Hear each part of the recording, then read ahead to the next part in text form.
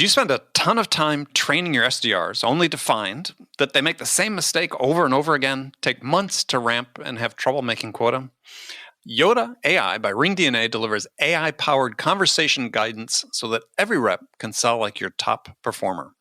In real time, deliver talking points that help reps overcome sales objections, stay on message, and beat the competition. You'll never have to endlessly repeat sales advice to reps again. It's easy to set up, easy to customize, and comes with out-of-the-box coaching best practices. Turn your team into a revenue-driving machine today with Yoda AI by RingDNA. To learn more, visit ringdna.com/Yoda. That's ringdna.com/YODA.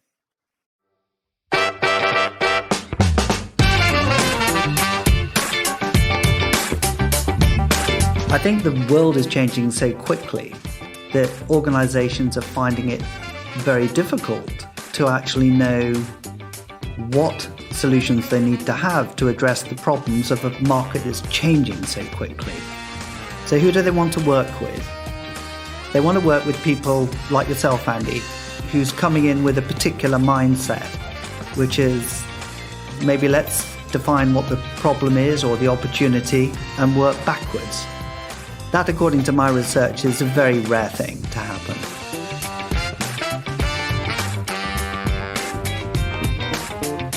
Hi, friends. Welcome to the Sales Enablement Podcast. I'm your host, Andy Paul. That was Philip Squire. He's the CEO of Consalia, a multinational sales consulting firm based out of London and author of a new book titled Selling Transformed. Develop the sales values which deliver competitive advantage. The sales values. I love that word. And I really enjoyed this conversation with Phil, and I believe you will too, because in his book, Phil suggests that a new paradigm for selling is required, one that is based on values and belief systems. Now, he talks about the research that his firm conducted in countries around the world, and they found that customers continue to express low opinions of salespeople. Perhaps not surprisingly, that customers are frustrated that most salespeople didn't listen enough and didn't present solutions aligned to their requirements. And salespeople that, quite frankly, the customers felt were manipulative and not trustworthy. Now, value and character are not words that are used much in sales, but in our conversation, we dig into why the behaviors of salespeople are influenced by values and beliefs and not just competencies.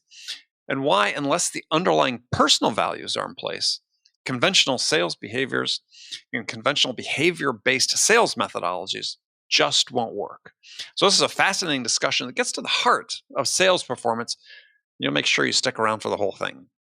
Before we get to Phil, I want to remind you to subscribe to this podcast wherever you listen to it. And if you subscribe, we'd certainly appreciate it if you could also give us your feedback about how we're doing in the form of a review. So thank you. All right, let's jump into it. Phil, welcome to the show. How are you doing today? I'm doing fine, Andy. Thank you very much for inviting me. And you're joining us from where? I'm joining you from southwest London. Southwest London? Yeah, near, I don't know if you know Richmond. I think I've been through there.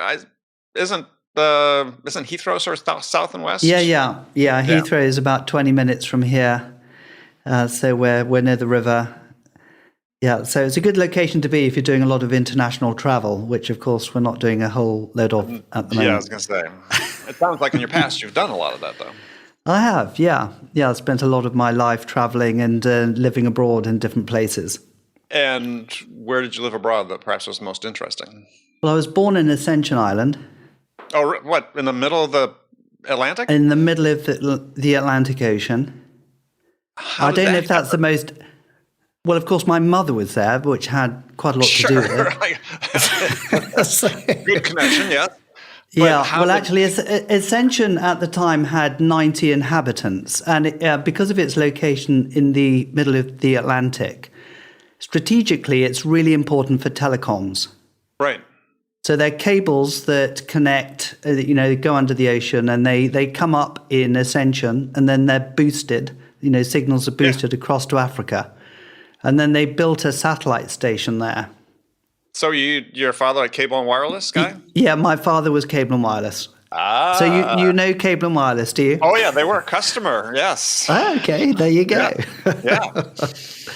And actually, what was interesting is shortly after they moved to Ascension, so I was conceived on the ship on the way over to Ascension, and then the Americans decided to build a runway on Ascension, before you could only get there by ship. Mm-hmm. And it was where Ascension was the target practice for the Polaris missiles. Oh. And so, we used to, well, not me, I don't remember it much, but parents used to watch these missiles falling into the sea around Ascension as they were testing their accuracy. So they weren't actually trying to hit the island. They were trying to get somewhere close. Yeah. But it was. I mean, historically, it's quite an interesting, pretty barren. It's a pretty barren island. But after Darwin had been to the Galapagos Islands on his famous trip, he stopped by Ascension, which was totally barren with no vegetation, and decided: is it possible to actually create life where no life exists? So he was kind of countering his ideology around survival of the fittest. Right. And so when he got back to the UK, he then got people who were traveling back, his number two said, plant trees on Ascension. And so what they've done now, if you look at Google Maps and you look at Ascension Island, you'll see the top of Ascension is a tropical rainforest. But it wasn't like that when we were there. And so it's become a center of quite interesting scientific research because you can create something out of nothing. Well, there you go. So I don't know if that's the most interesting place, but I thought I'd start where I was born. That wins the prize for anybody I've ever spoken to, so that's great. Okay, there we go. Who can claim they've been on Ascension? Very few. Very few, yeah. You get 90 people at a time. That had to be interesting duty to live in such a remote place with so few people. So, but Cable and Wireless, did that, I know, for people all over the world in interesting places. So, all right, well, good. Well, let's talk about your book. You've written a book titled Selling Transformed, Develop the Sales Values Which Deliver Competitive Advantage. And we're going to spend some time talking about values because this is something I think is a topic that isn't discussed much in relation to sales. So let's just start off. What was the impetus to write this book? Well, the impetus was it was sort of accidental in a way that we were asked by a number of clients to go and interview their customers about how they wanted to be sold to. Mm-hmm. And the first person that I interviewed said that in his view, 95% of salespeople were a complete waste of time. Wow, he's being generous. He was maybe. The second person said maybe 10%, and the third didn't give a percentage figure, but said fairly low.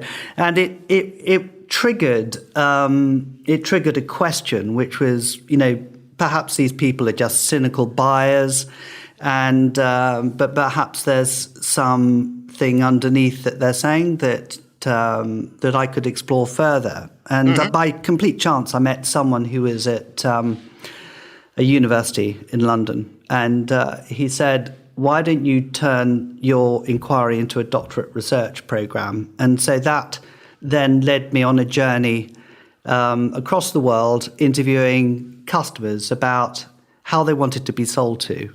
Mm-hmm.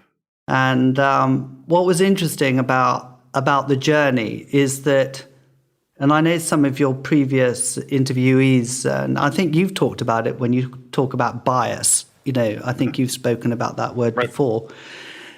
And I realized after a couple of years of doing the research and talking to people that that I was influenced by the notion of competence and sort of coming to conclusions that didn't really tell me why customers were so negative about salespeople, and it was quite a low point in the doctorate because I'd spent 2 years doing this research, coming up with no new theory on what it was that customers were not liking, knowing that many Right. of our clients were actually investing huge sums of money in the competencies that Sure. that came up. And then I was on a research module, and the professor said, "Phil, what are your values?" And I remember thinking, well, you come up with the general ones like integrity and honesty and things like this, and family orientated perhaps. But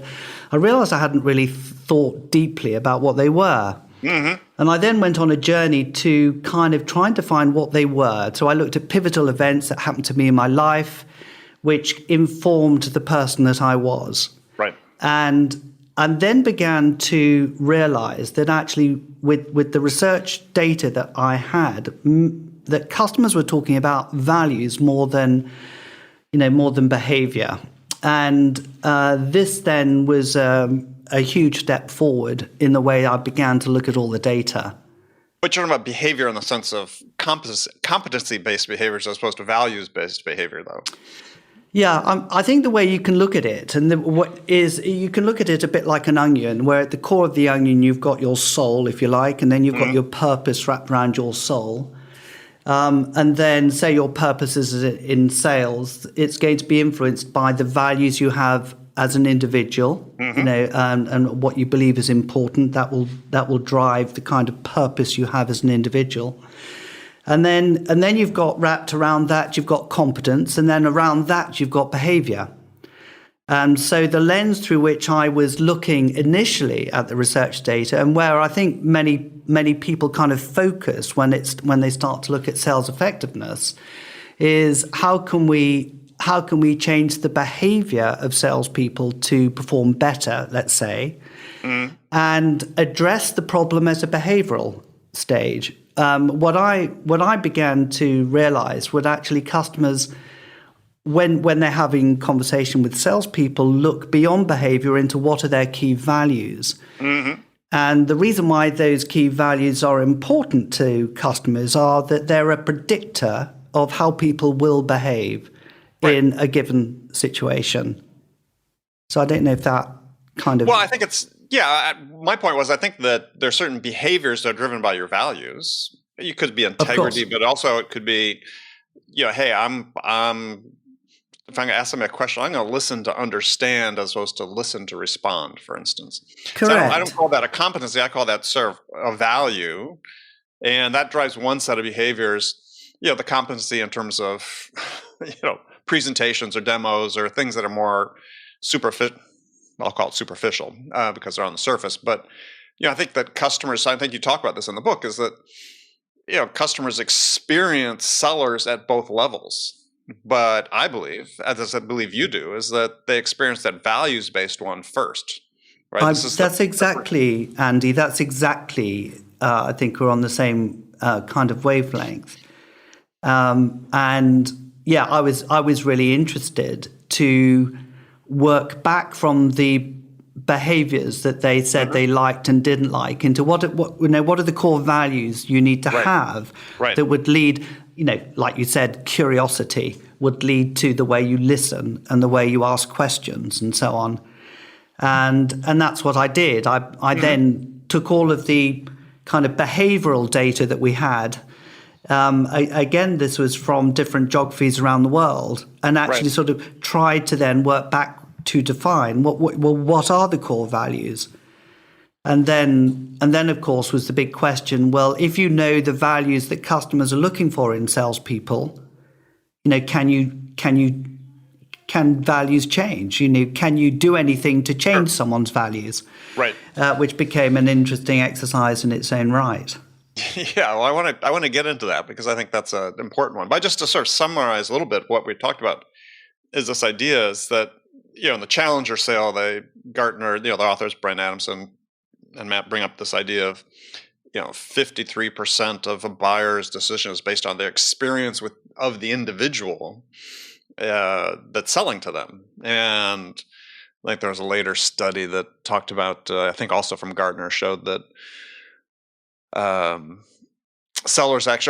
buyers actually, the level of trust that's most important is with the individual, not with the company they represent. So it all sort of comes back to the person. So if they've got this huge disconnect where you've got to your point, is a large fraction of buyers unhappy with the interactions with sellers. That experience of them as individuals is decisive. I think it's hugely decisive. And I think that a lot of the, I found some of the work done by Dr. Julian Birkinshaw quite interesting, because he talked about changing sources of competitive advantage. And, right. We're in an internet knowledge-fueled era. And I think a lot of the suggested wisdom in sales was that the way that you are going to make yourself different is to provoke a certain type of conversation or an insight-led thing to try and catch something. Provocative selling. Provocative selling, exactly.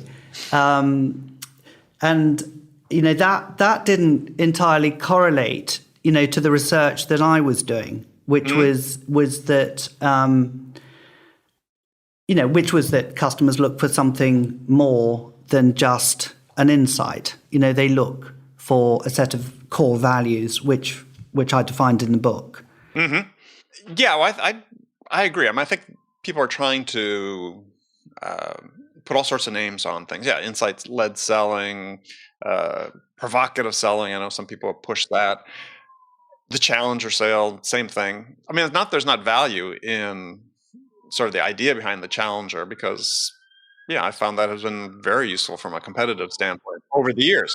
Yeah, no, the challenger was great, because I published my dissertation just 3 or 4 months before the challenger book, came out, and I loved the notion of challenger. I loved it, but there is something behind the word challenger, which it can be construed as slightly negative. Yes. Yeah. But that's not the intent in the book. In fact, I speak about tactful audacity, right, which is the art of knowing how far not to go too far. Right. Which is absolutely, I think, the sentiment behind what's written in the book. So I was extremely pleased that the book was written and researched so well, because in a way it correlated a lot of what was written in that book correlated to some of the research findings that I had. The difference, I think, that exists is that rather than dealing with techniques of challenging at a behavioral level, I think you need to go down to values. And unless that's written in the operating system, the way I like to describe it is you've got the operating system of a computer, and then on top of that you've got different applications. Well, if the operating system is wrong, it doesn't matter what applications you have sitting on it, they won't work. I agree, 100%. I mean, I think this is, in some respects, as reading your book and again, thinking sort of correlate things that I do and write and talk about, is that there's this core, and this core hasn't really changed, and we can level or layer on top of it whatever we want, but we're still going to come back to the exact same point, which is that I sort of the problem I had with Challenger is not that the idea was wrong, but what many people took away from it was, well, we can scale Challenger, just we can hire and scale it. And to me, it's like, no, there's certain people who can do it, and you can sort of identify who they might be based on values and character and so on, but not everybody's going to be able to do it. Yeah, I agree. And I mean, we know with the Challenger organization very well. In fact, we work with them in Asia in helping them, through our network of consultants that we have to deliver the program there. So we know the program really well and really like the company. But it's very interesting. I remember when I first started talking about values that I spoke to an editor of SAMA, of Velocity magazine. I don't know if you know Velocity, the magazine. I've heard of it. Yeah. And he said, well, we've done value-based selling. And I said, value-based selling has been around a long time, but I'm actually talking about values. And it was just interesting. I found it quite hard, actually, to get this notion of values firmly on the table. And so this is why I wrote the book, I suppose. look at the way that salespeople are hired. Yeah. I mean, who asks questions about values? Who asks questions about character? Who asks questions about the most fundamental things that, to your point, and I believe the same thing, is that inform how they're going to interact with buyers, regardless of methodology. And they don't. I mean, I know very few organizations that have taken that step to integrate those types of questions into their interviewing process. Yeah, you're absolutely right, and I think it is, and I suspect if you were to ask at an interview, what are your values, you probably get the same response as I did to the, I don't know, I haven't really thought about them. You kind of get them, you acquire them as you grow, which and you've never really seriously thought about it. And that's what's been such a fascinating journey, is where you can take people through defining what they really are, linking them to the values that customers want, and then saying, well, where are the connections? And again, when it comes to interviewing people, there are two ways you can do it, I think. You can do it at a fairly high level, which is, here's a group of words. Choose words that you think reflect your core values. That's one way of doing it, which is fairly simple, and there's all sorts of assessment tools that you can use to do that. The other way of doing it is actually which is what I did, was actually look at pivotal events in your life that have happened, and exploring how you've reacted or not reacted. Right. That really tells you what your core values are. And actually, when you take people on that journey, they find it quite liberating. Well, I think that my experience has been is those people most consistently successful in this profession of sales are much more conscious about what those values are and how they represent those values in the work that they do. And maybe it's just true of people who are successful in any endeavor, is they're much more conscious about themselves, more self-aware, more conscious of the work that they have to put in to become better.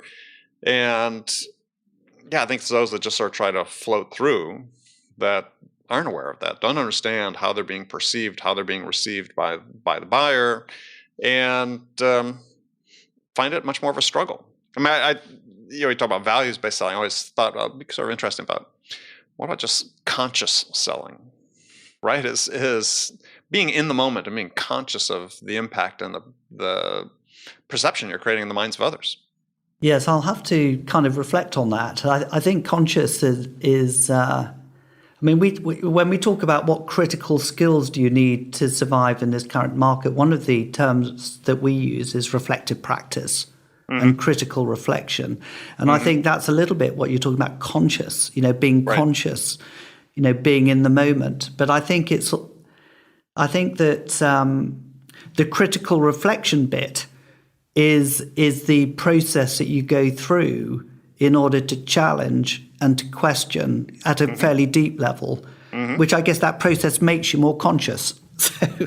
So I agree. Yeah, I think it leads to what you were saying about being conscious. Yeah, it's a good word. Yeah, I mean, I got into an argument with somebody online about, unconscious competence, conscious competence. And I was arguing the fact that I understand the whole thing about being in a flow state, but when you're in a business where you're dealing with somebody you've never, let's say you really don't know that well, you form some sort of personal connection with and so on, but you have to be extremely attuned to that individual every time you interact with them, because you don't know them well enough, like a good friend, to just make an assumption and get into the flow. You have to be conscious of what's happening. You have to be conscious about what you're trying to accomplish in that interaction.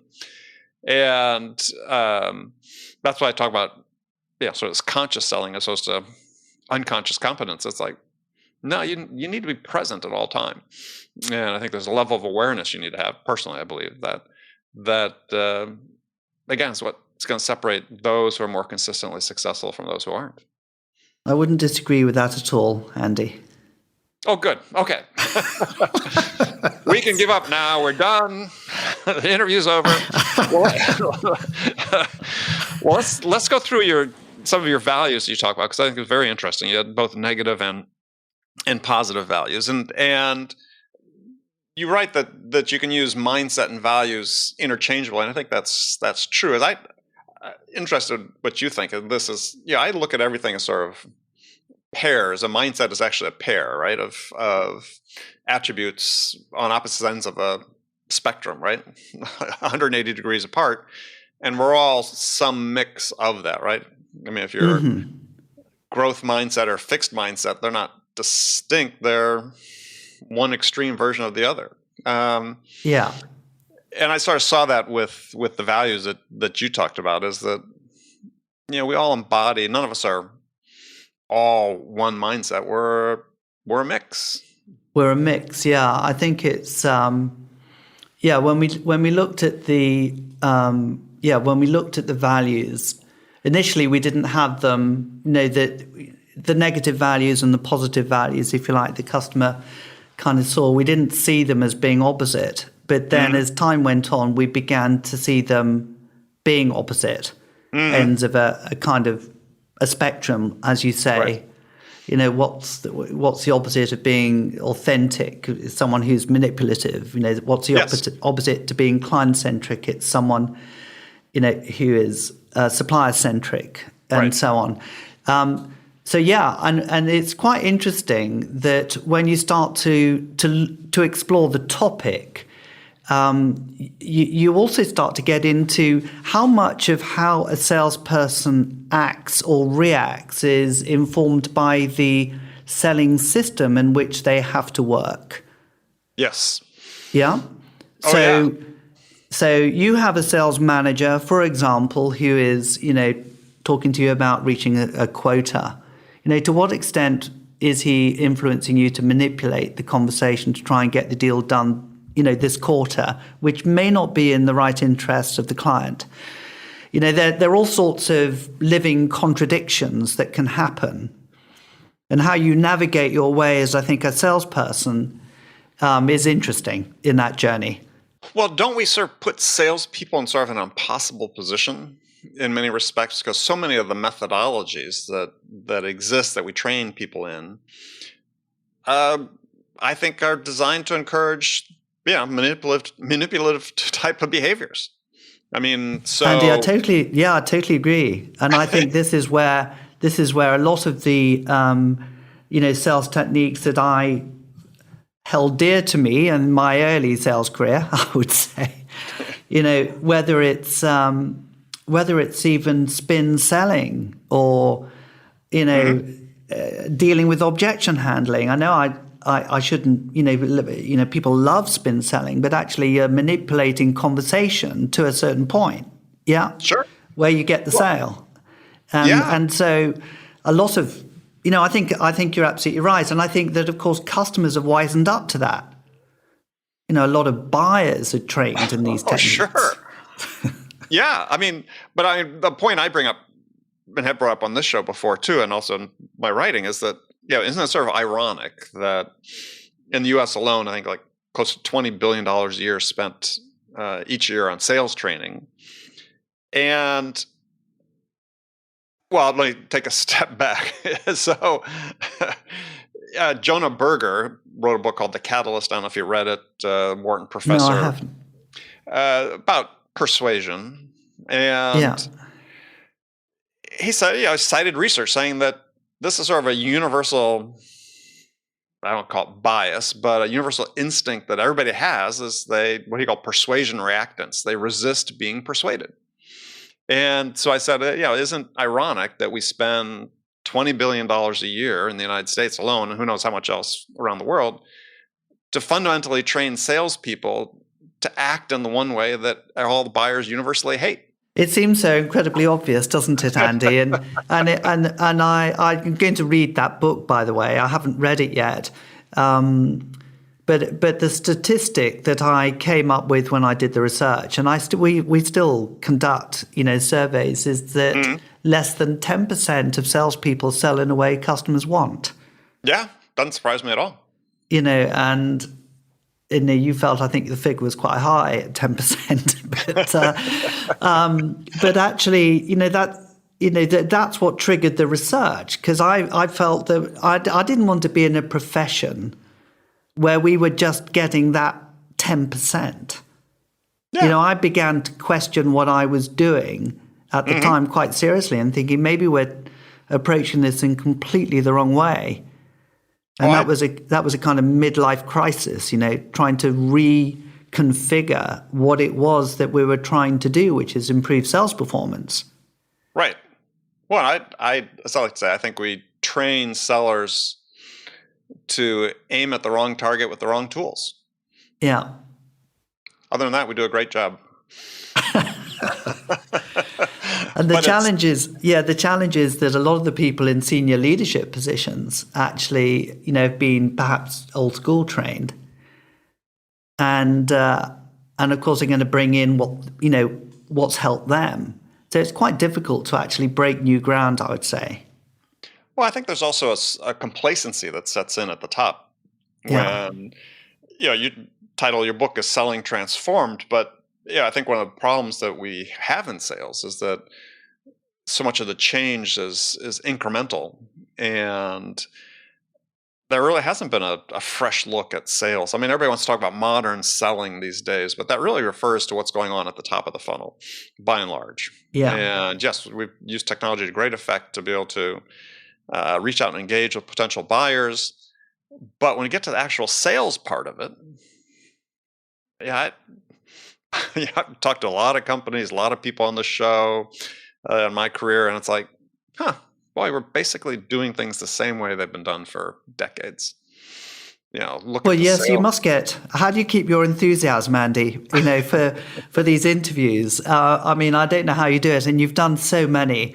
I was thinking to myself earlier on, I'm thinking, gosh, blimey, how is he going to approach this one? But actually, I think what you say is... because like you, I'm an advocate, because I think that there is promise, and I think there is opportunity. But I think what you've written is important for people to read. I think Frank Cespedes' new book, because I saw that he was one of your blurb people. And you may have been on his new book as well. I can't remember. But again, he's taking a different look at, hey, how do we really structure the sales process to align with how buyers are buying? And that is, it shouldn't be as radical as it sounds, but these days it is, because regardless of the innovation and the technology brought to bear, it's like a veneer of technology applied to a sales process and sales stages that have been, I was trained in these same things 40 years ago. And my sales stages back then looked just like they look in every large enterprise sales CRM today.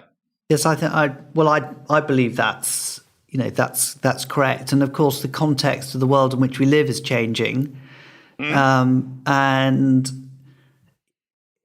what people are looking for, therefore, is changing, perhaps subtly. But the thing that kind of surprised me is how rarely that question gets asked, which is, how do buyers want salespeople to sell to them?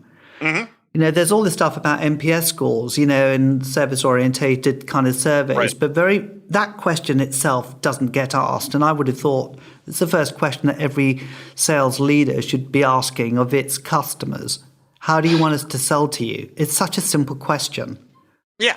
Well, and to your point is if you look at the research Gartner did and published in 2018 or 19 about buyer enablement, I think it was 2018, and talked about buyers have 4 jobs they're trying to accomplish, and there was lots of in their flowchart they call their spaghetti diagram, because it looks like a handful of spaghetti thrown up against the wall, but in this recursive, complex process at heart were 4 jobs the buyer's trying to get accomplished.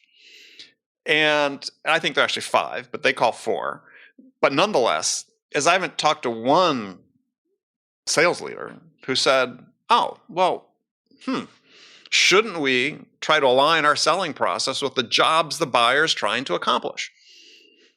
Seems like it would make sense, right? Yeah. We're gonna measure our progress through toward getting an order, not by whether we went through discovery, qualification, and so on, but by on the jobs. Did the buyer accomplish this job? Did they accomplish the second job? And there's just this, and I think Frank Cespedes points it out in his book, there's just this growing chasm between the way we're selling to buyers and the way they're buying and the way they want to buy. Absolutely. I think that's that's true. Yeah. So it's a huge opportunity, and it's not rocket science. It's No. fairly simple, isn't it? So Yes. why are we making it? Okay, why are we making it so complicated, Andy? I mean, you've interviewed so many people. If it's Well, that simple, why isn't it being done? I mean, that's a key question. That is the key question. I said I think it's complacency. It's complacency. Yeah. Because I think that it's good enough for a lot of sales leaders and corporate leaders, and they're already saying, look, we're not really sure we got a great ROI of the sales training we do, and we invest all this money in it, which is understandable because most of it's pointless, right, and delivered in a way that's quickly forgotten and so on. We got all these structural problems with sales training, and they just sort of say, okay, well, this is good enough, right? I mean, think about something as simple as having this conversation with somebody yesterday or a couple days ago about coaching, sales coaching. We know from the research that exists, as much as it, that effective coaching, perhaps the single most important thing you can do for creating uplift in sales performance. And yet, and I always give the example, I said, well, look at it in the context of a Premier League football team. Look at their coaching staff now compared to 10 years ago or 15 years ago. Look at the number of specialized coaches they've brought in to deal with specific aspects of performance. We're in a performance profession, yet what we do is take a 24-year-old who's just happened to be good at selling and say, look, you're now a frontline manager, and we're not going to equip you hardly at all with any of the tools you need to help coach improve performance, and we're not going to really teach you how to be a good coach, and we expect this to take place. And then the next level up, the director of sales, the VP of sales. How many VPs of sales have been trained on performance improvement techniques? I'd say probably none. Yet there's a science of performance improvement that exists out there, and other performance-based professions like sports. I know people hate sports analogies, but this one works extremely well. It works, but we're so loath to mix up sort of the financial equation around sales. Yeah, it's so interesting, but I think again you come back to why do people do things or not do things, and I come back to values again. If your values and your belief systems were strong enough, you would do it. If you really believed it was important, you would do it. Right. So the way to get people to do more coaching, let's say, is to explore what their core values are. Because if their core values do not believe really that coaching is going to do anything, they won't do it. Well, but I think we've got this push-pull that exists these days because we have much more visibility into what's happening at sort of every step of the sales process through all of the tools, many of which are great tools, like RingDNA's tool and so on. They're fantastic tools if they're used in the right way. Yeah. But what happens now is sales managers sort of feel this pressure to report on the metrics up the chain, and they're time constrained, especially depending on how many people they're managing. And this sort of just piles onto each other. And you get to the top, people just looking at a few critical indicators on the KPIs. The person gets lost in the whole thing. And we wonder why salespeople are churning every 14 months. We wonder why sales leaders are churning every 18 months and so on. Is we've got this point where it's like, well, let's just take the human out of the equation. Right? So that's the opposite of what you're writing about, which is it's so the important. opposite. Yeah. Right. No, I completely agree, around the coaching. I mean, what we've observed is there are two schools of thought. Sometimes you can outsource coaching and, get coaches coaching, not managers, but professional coaches coaching a team, or whether it's a job that the managers should be doing as part of their, job description, if you like. We've seen success in both areas, but But it's interesting and true what you say. There's no question in our view that those managers who really do understand coaching get a huge amount more out of their teams than those that don't.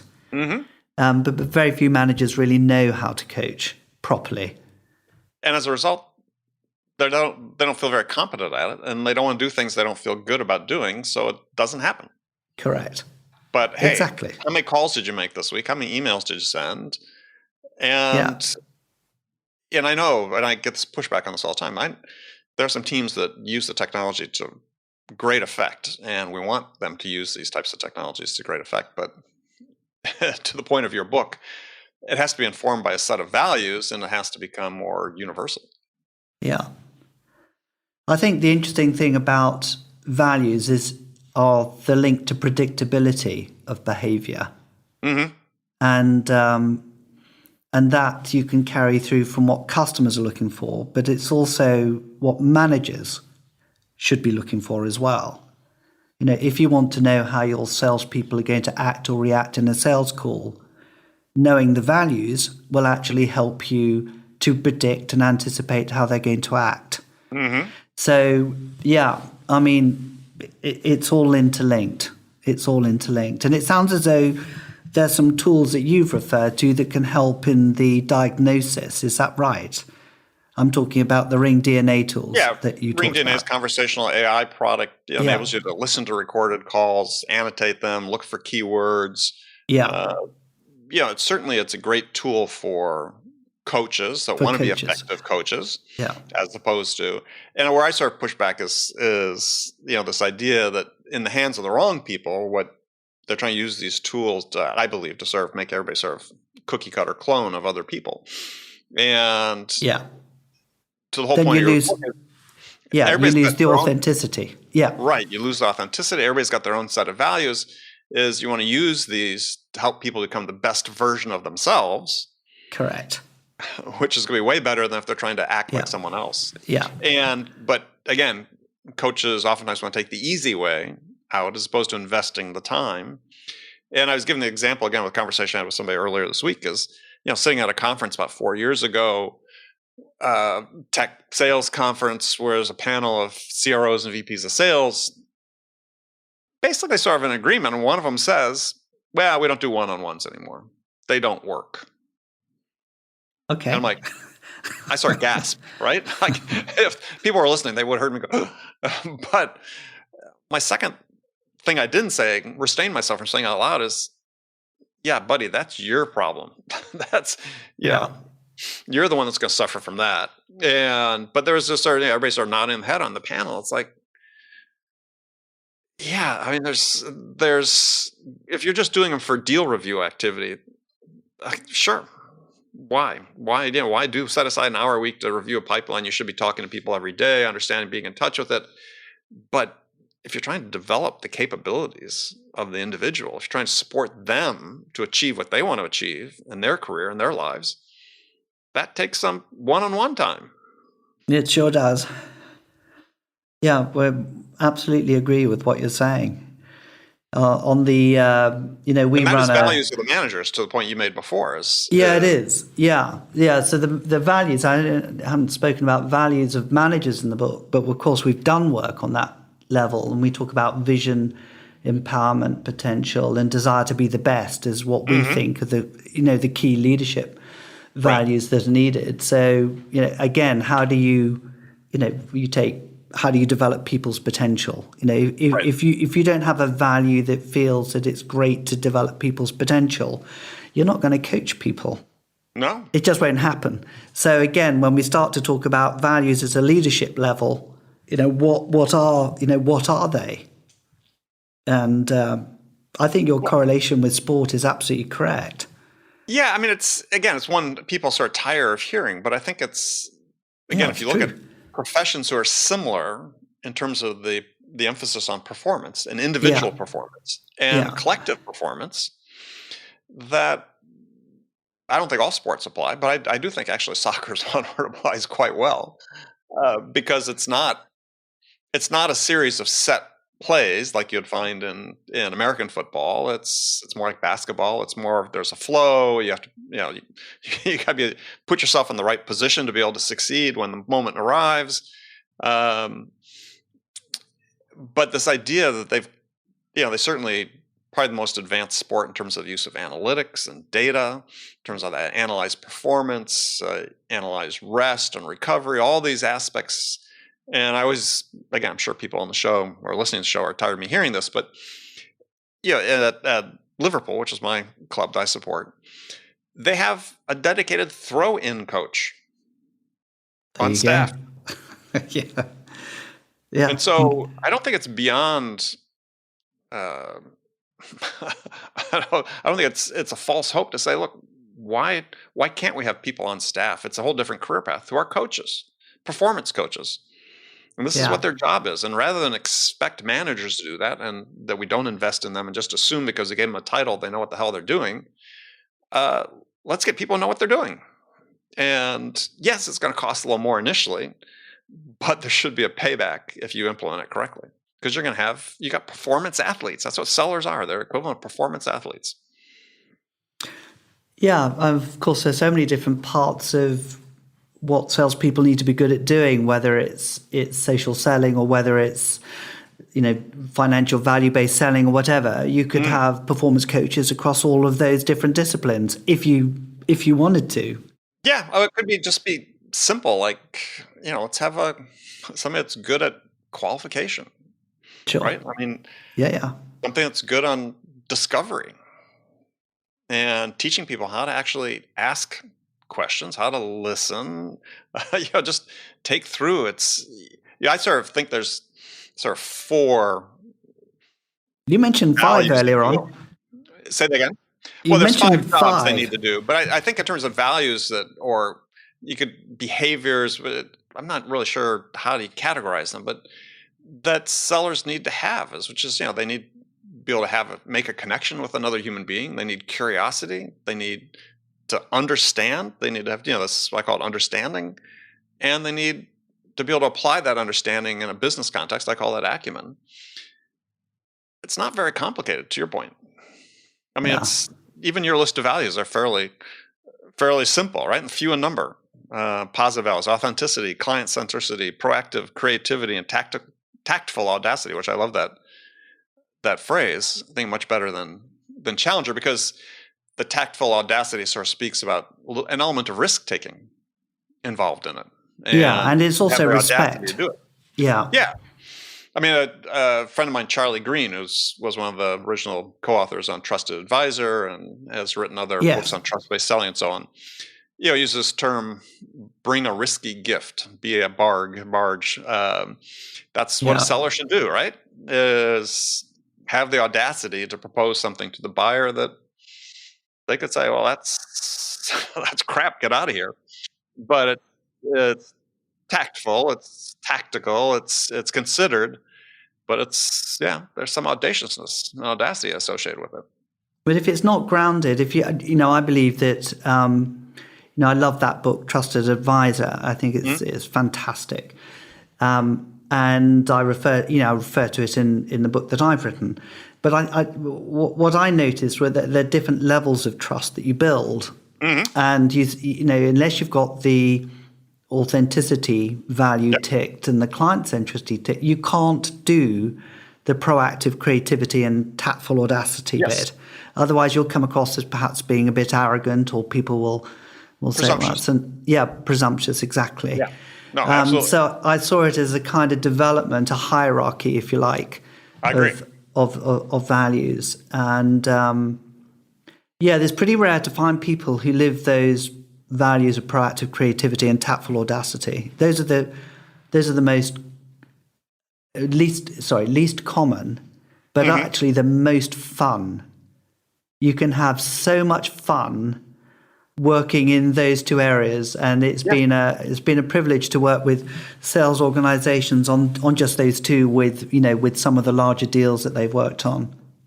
Well, I think this is a word that we don't use enough in sales, was fun. Right? I mean, it's deal making. It's it's doing it a win, getting a win-win. And there's nothing more exciting, I think, than coming up with a solution that perhaps neither party had thought of, but it kind of emerged from the quality of conversation you're having. Yes. To me, that's beautiful. That's a great result. Yeah, I in my new book, I talk about, I spent parts of my career selling products that didn't exist. So my job was I had sort of a bucket full of technologies the company had they hadn't commercialized, and my job was to go find a large company that we could come up with a problem that they needed to solve that wasn't evident because I didn't have a product, but I had just, I said, a bucket of technologies. But go to large enterprises and try to define a problem that they needed solving and have them pay us not only to develop the product but also to manufacture the product for them. And so, millions of dollars worth of deals on that. But there's nothing more fun than that. I mean, I've talked to people about it, and they said, well, that sounds petrifying because I didn't have a product. I didn't know who I was going to talk to about what. But it's like, there's nothing more fun than that because, you have to use your proactive creativity. You have to be audacious in many respects to approach companies and say, hey, have you thought about doing this? And it's like, no. But then to get to yes, ultimately, nothing better. Yeah. Well, that's great. I mean, I think that, that's the purest form of sales. I think you've just described there. Oh yeah. and it's the right thing to do because you're starting from the customer and you're working backwards in a genuine way. And I guess if you didn't have the technology components inside what your company was doing, you'd find people that you could partner with, to bring that solution together. So But I think even if you have a set product, as every sales opportunity sort of starts out with, is you really don't have a product to sell. Because if you look at Gartner's 4 jobs, you identify, define a problem, you evaluate alternatives, you finalize your requirements, and then you select a vendor. Well, in my mind, and based on all my experiences and so on, is those first 3 jobs aren't product-centric. It's the customer trying to choose how to solve their problem. And so that's really a battle of ideas, not products, if you're doing it correctly. Yeah, and I think that in the post-knowledge era that Julian Birkinshaw sort of kind of describes, I think the world is changing so quickly that organizations are finding it very difficult to actually know what solutions they need to have to address the problems of a market that's changing so quickly. Mm-hmm. So who do they want to work with? They want to work with people like yourself, Andy, who's coming in with a particular mindset, which is, maybe let's define what the problem is or the opportunity and work backwards. Mm-hmm. And that, according to my research, is a very rare thing to happen.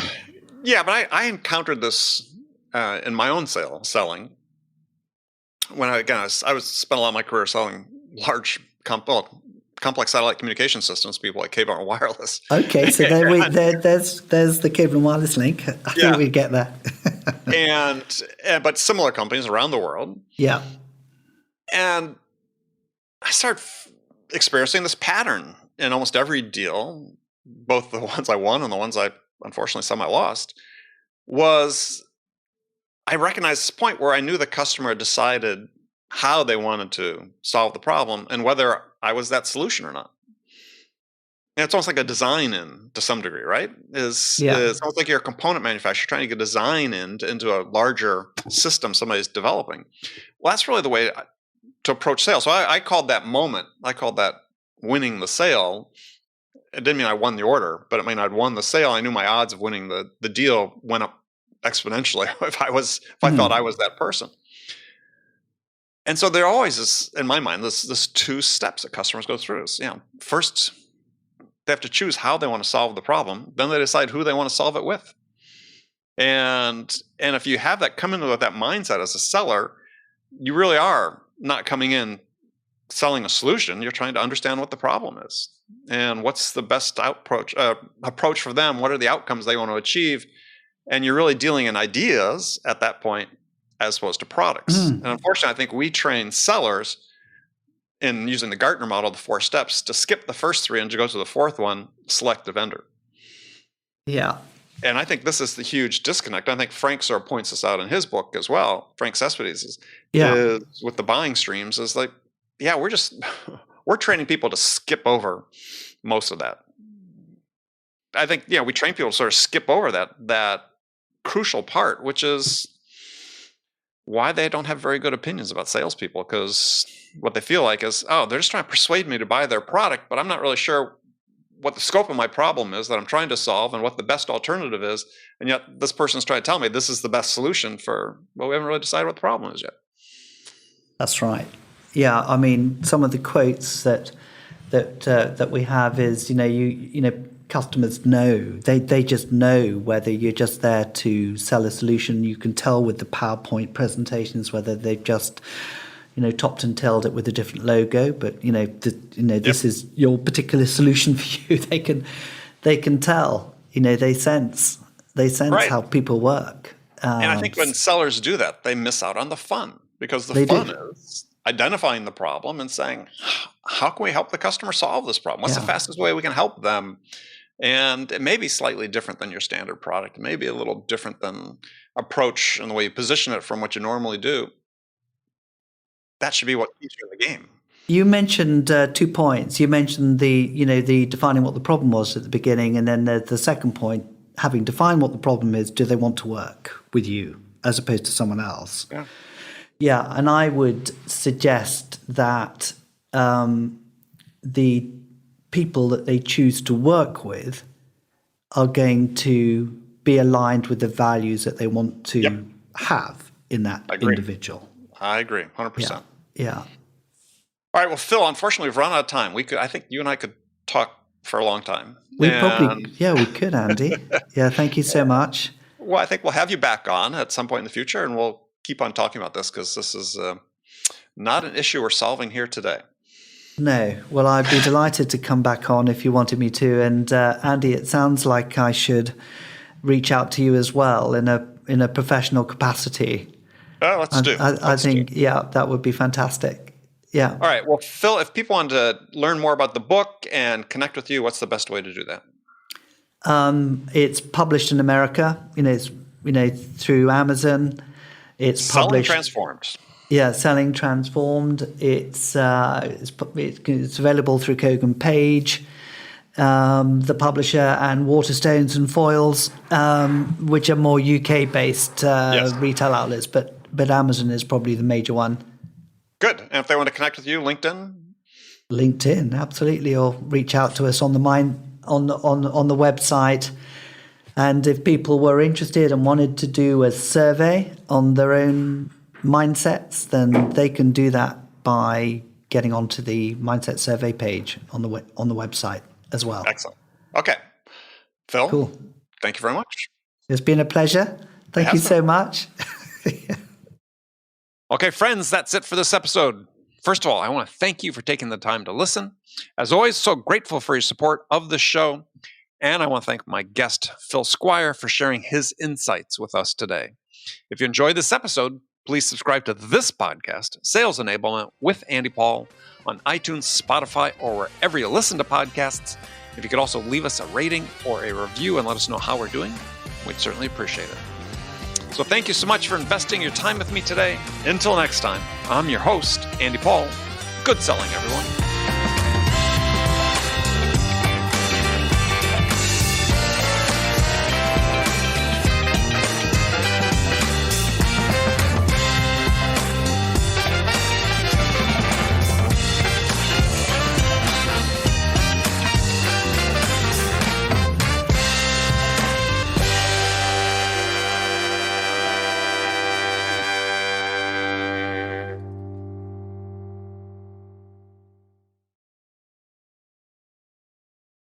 Ever wish you could coach like you've listened to every sales call? without actually having to listen to every sales call? Conversation AI from RingDNA uses the power of artificial intelligence to help busy sales managers know exactly where to focus their coaching efforts. Learn which talking points are working and which are falling flat, ramp new reps faster, and help your entire team master the art of conversation. Unlock your team's full potential with the power of AI. Learn more at ringdna.com/CAI. That's ringdna.com/CAI.